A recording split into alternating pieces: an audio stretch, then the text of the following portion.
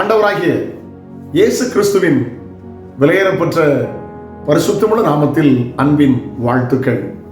இந்த காலையில் உங்களை சந்திப்பதில் மகிழ்ச்சி அடைகிறது. நாடு உங்களுக்கு ஆசீர்வாதமாய் மாறட்டும். ஒவ்வொரு நபர்களுக்குள்ளும் கிறிஸ்து இருக்கிற நல்ல நாட்களாய் மாறட்டும். வாசிக்க கேட்கலாமா?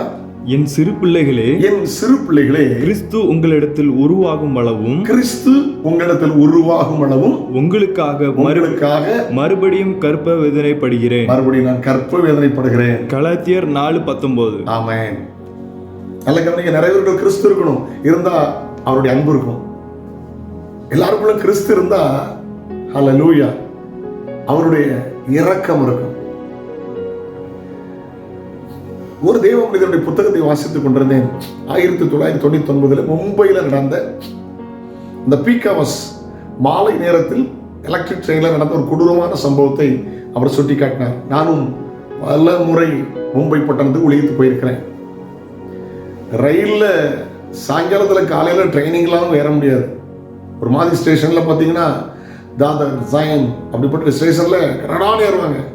நின்னா ஏற்றிடுவாங்க, நின்னா இறக்கிடுவாங்க. அப்படிப்பட்ட நேரம்.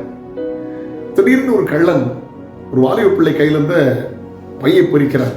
அவள் போராடுகிறாள். முடியாத கட்டத்தில் இதெல்லாம் கண்ணுமைக்கிற இடத்துல நடக்குது. யாரும் உதவி செய்ய வரவில்லை. பெண்கள் பார்த்து கொண்டிருக்கிறார்கள். முடியலன்னு அவன் அந்த பெண்ணை தள்ளிட்டு இவனு சாடிட்டான். ஆனால் அந்த பெண் 2 காலிலும் உடைந்து இன்னைக்கு வரை நடக்க முடியவில்லை. ஒருவேளை அந்த தேவ மனிதனுக்கு தெரிந்த குடும்பமா எனக்கு தெரியல. அவர் அதை பதிவு செய்திருந்தார். ஏன் எனக்கு யாரும் உதவி செய்யல அப்படின்னு அந்த கேள்வியை பதிவு செய்யறாங்க. கிறிஸ்து நமக்குள் இருந்தால் அந்த காரியத்தை நம்ம செய்யாம இருக்க முடியாது.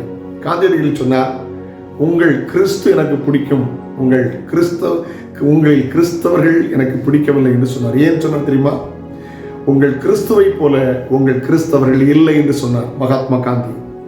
உங்கள் கிறிஸ்துவை எனக்கு இஷ்டம், பிடிக்கும், உங்கள் கிறிஸ்தவர்களை எனக்கு பிடிக்காது. காரணம், உங்கள் கிறிஸ்துவை போல உங்கள் கிறிஸ்தவர்கள் இல்லை என்று சொன்னார். கஞ்சடையாய் போய்விடாதீர்கள்.